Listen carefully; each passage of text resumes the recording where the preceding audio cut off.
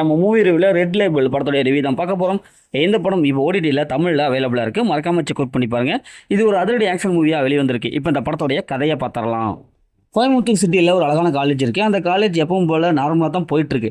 அங்கே மாணவர் எலெக்ஷன் வருது, மாணவர் தலைவன் எலெக்ஷன் வருது. இந்த எலெக்ஷனை நடத்தும் போது ஏகப்பட்ட பிரச்சனை சம்பவம், மாணவர்களெல்லாம் அடித்தடி பயங்கரமாக போயிட்டுருக்கு. இதனை கட்டுக்குள்ளே கொண்டு வர நம்ம ஹீரோவை களத்தில் இருக்கிறாங்க. அவர் யாருன்னு பார்த்தா முன்னாள் மாணவர் தான் நம்ம ஹீரோ.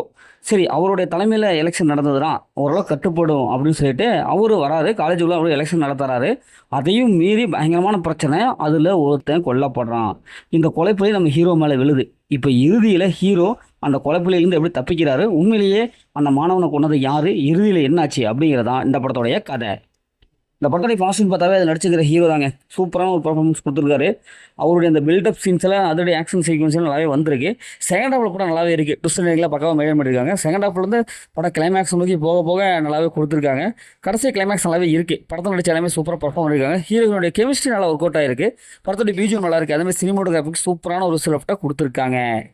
படத்தில் ஓரளவுக்கு எமோஷனல் சீன்ஸ்லாம் இருக்குது, அது ஓரளவுக்கு செட் ஆகுது, நம்ம கனெக்டிவிட்டி ஆகுது.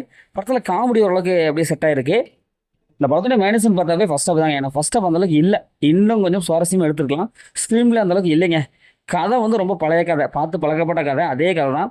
இதே மாதிரி ஏகப்பட்ட படங்களை பார்த்துருப்போம், அதே சீன்ஸ் தான் இங்கே வச்சுருக்காங்க. வில்லனுக்கு அந்தளவுக்கு ஸ்கோப் இல்லை, ஒரு ஸ்ட்ராங்கான ஒரு வில்லனை கொடுத்துருக்கலாம்.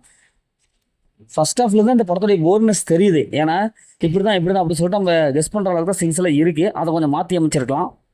படத்தில் அந்த மாதிரி சீன்ஸில் எதுவும் இல்லை, ஃபேமிலியில் பார்க்கலாம். மொத்தத்தில் இப்படி சூப்பராக எந்த படம் ஒரு ஒன் டைம் வச்சப்போ தான் நான் சொல்கிறேன்.